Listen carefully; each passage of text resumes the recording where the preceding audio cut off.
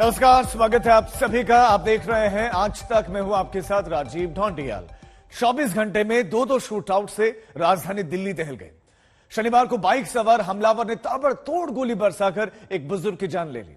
तो देर शाम दिल्ली के बीचों बीच ट्रैफिक के बीच गोलियों की बौछार हो गई।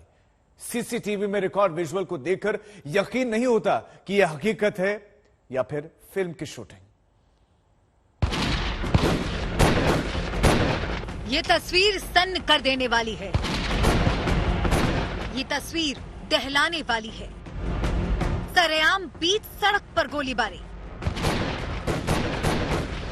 ये कोई फिल्म का सीन नहीं है, बल्कि हकीकत है। राजधानी दिल्ली की हकीकत, जहां सबसे स्मार्ट कहलाने वाली पुलिस है। अब जरा दिल्ली शूट आउट का सीसीटीवी वीडियो देखिए। भारी ट्रैफिक है,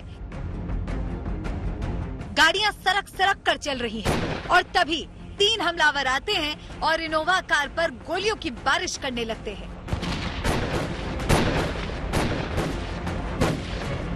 इनोवा कार के आगे वाली पहली सीट से एक हाथ बाहर आता है और गोली दागने लगता है। इनोवा से गोली चलते ही तीनों हमलावर पीछे हटते हैं और फिर इनोवा कार की अगली सीट को टारगेट कर फिर से फायरिंग करने लगते हैं।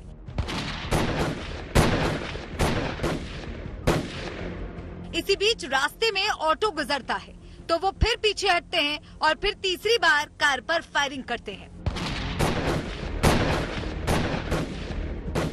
इस बार कार के बिल्कुल पास आकर गोलियां बरसाते हैं।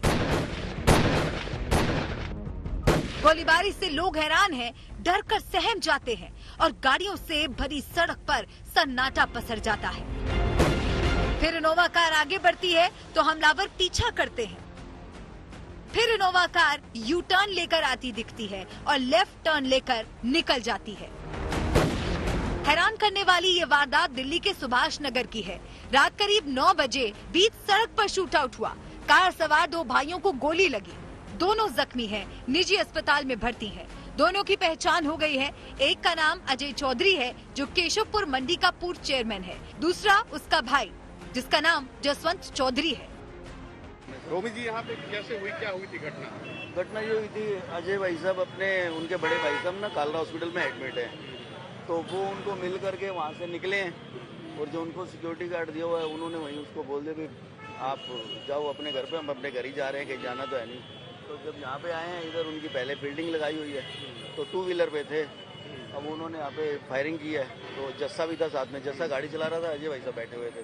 फिर गोलियां अजय को लगी हैं तो उन्होंने अपनी गाड़ी की सीट नीचे कर दी है। जैसे नीचे किया तो गाड़ी जो इनोवा वहीं खड़ी है हॉस्पिटल में, उसमें 1.5 इंची के अभी आप देखोगे तो होल नजर आ रहे हैं। गोलियां काफी लगी है गाड़ी, जस्से को भी लगी है गोलियां। अच्छा, दोनों को लगी है गोलियां। क्या बताया? सीरियस है हॉस्पिटल में, अभी मैं वहीं से आ रहा हूँ हॉस्पिटल से। सीरियस है दोनों।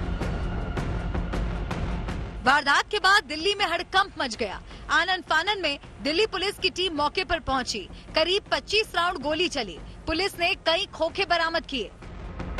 दिल्ली में बदमाशों के हौसले कितने बुलंद हैं, इसकी बानगी 7 मई को देखने को मिली। इस वक्त मैं पश्चिमी दिल्ली के सुभाष नगर इलाके में मौजूद हूं और ये काफी क्राउडेड इलाका है, भीड़ भाड़ वाला इलाका है। तकरीबन 8:30 बजे के लगभग 2 बदमाश अलग अलग गाड़ियों से आते हैं और एक गाड़ी को जो एक कार थी उसको निशाना बनाकर ताबड़तोड़ फायरिंग कर देते हैं, ठीक इसी जगह पर जहां मौजूद हूं। और जरा आप ये देखिए, ये जो व्हाइट स्पॉट आप देख पा रहे होंगे, 1 2 3 4 5 6 7 8 9 10 11 12 13 14 15 16 17 18 19 20 स्पॉट तो यहाँ आपको दिखाई दे रहे होंगे। लेकिन जो पुलिस के सूत्र हैं वो बता रहे हैं कि 20 से 25 राउंड जो फायरिंग है वो बदमाशों ने की है। पुलिस का कहना है कि इस मामले में या तो एक्सटॉर्शन का एंगल हो सकता है कि कुछ लोग ऐसे हो जो कार सवार जो अजय चौधरी थे जिनको गोली लगी है उनसे एक्सटॉर्शन मांग रहे हो, या फिर ये किसी आपसी रंजिश का मामला हो सकता है। हमले के पीछे आपसी रंजिश बताई जा रही है। जिस अंदाज में हमलावर ने गोलियां बरसाई, इससे तो यही लगता है कि मकसद जान लेने का ही था, डराने धमकाने का नहीं। पुलिस सूत्रों के मुताबिक हमले में सलमान त्यागी गिरोह का हाथ हो सकता है। सलमान त्यागी खुद जेल में बंद है। अजय चौधरी की उससे पुरानी दुश्मनी रही है। तंसीम हैदर के साथ अरविंद ओझा, दिल्ली आज तक। दिल्ली में लाइव मर्डर की एक और हैरान कर देने वाली तस्वीर आई। बाहरी दिल्ली में बाइक सवार हमलावर आया और गोलियों से भूनकर इस तरह फरार हो गया मानो कोई बच्चों का खेल हो।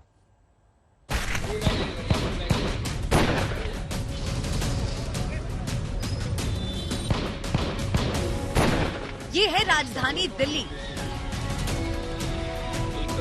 24 घंटे में दो शूट आउट। बड़ी हैरानी है, यहाँ दो सरकारें हैं। पावर सेंटर है, राष्ट्रपति प्रधानमंत्री रहते हैं, देश की सबसे स्मार्ट पुलिस भी यहाँ है। लेकिन क्या लगता है कि यहाँ कानून का डर है, खाकी वर्दी का खौफ भी है? अब बाहरी दिल्ली के खेड़ा के इस वीडियो को ही देख लीजिए। बाइक पर सवार होकर आया और सरेआम सड़क किनारे बैठे बुजुर्ग पर गोलियां बरसाने लगा।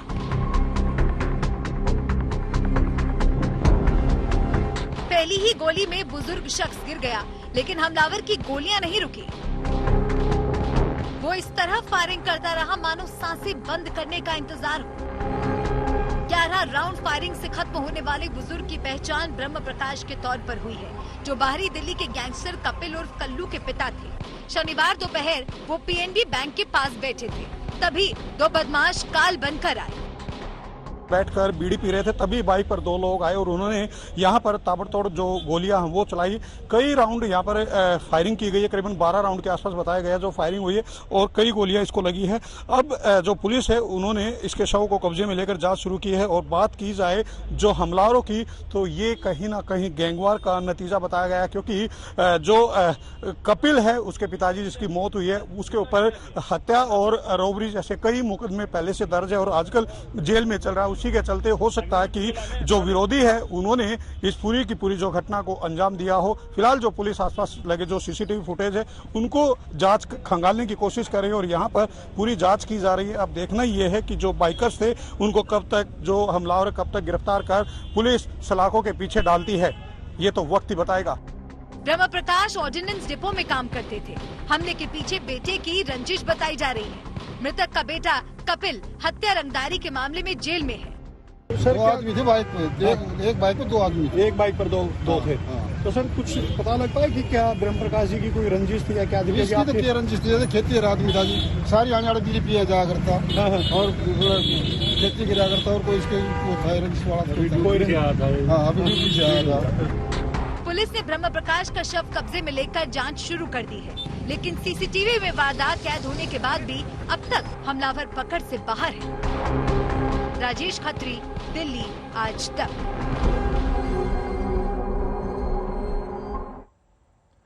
और अब एक और बड़ी खबर, करनाल आतंकी मामले से जुड़ी बड़ी खबर जिसमें बड़ा खुलासा हुआ है। गिरफ्त में है बब्बर खासा के आतंकियों के तार सीधे पाकिस्तान से जुड़े थे, जो पाकिस्तान से पंजाब और फिर पंजाब से देश के अलग अलग हिस्सों में RDX जैसा खतरनाक विस्फोटक पहुंचा रहे थे। करनाल में दिल्ली नंबर की इनोवा कार से जो विस्फोटक मिले हैं उनमें RDX का इस्तेमाल किया गया था।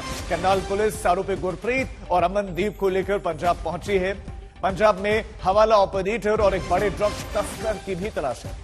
आरोपियों ने पूछताछ में बताया है कि पाकिस्तान से आए विस्फोटक, हथियार और ग्रेनेड अब तक 3 जगहों पर पहुंच चुके हैं। अमृतसर तरन हाईवे पर IED और हथियार रखे गए, नांदेड़ हैदराबाद हाईवे पर IED और ग्रेनेड रखे गए और करनाल में IED के साथ ही गिरफ्तार हुए। पूछताछ में सबसे चौंकाने वाला खुलासा आरोपियों ने यह किया कि ड्रोन के जरिए पाकिस्तान से खालिस्तानी आतंकी हरविंदर सिंह रिंदा IED और हथियार भिजवाता था, बल्कि हथियारों के साथ ड्रग्स भी ये भिजवाता था। ये बड़ा खुलासा हुआ है।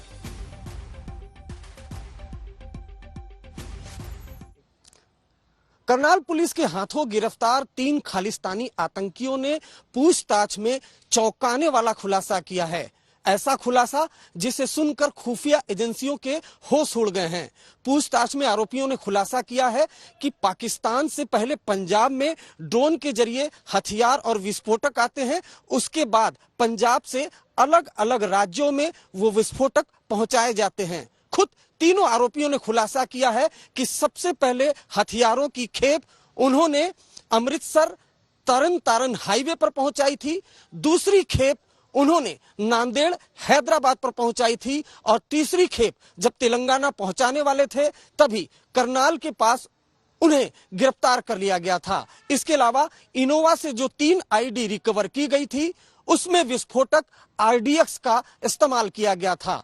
इसके अलावा पूछताछ में तीनों आरोपियों ने खुलासा किया है कि पाकिस्तान में बैठा खालिस्तानी आतंकी हरविंदर सिंह रिंदा दरअसल ड्रोन के जरिए न सिर्फ हथियार और विस्फोटक पंजाब पहुंचा रहा था बल्कि ड्रग्स की बड़े पैमाने पर सप्लाई कर रहा था। उसी ड्रग्स को बेचकर गिरफ्तार आतंकी पैसे कमा रहे थे, जबकि हथियार और विस्फोटक आ रहा था उसे देश के अलग अलग राज्यों में पहुंचा रहे थे।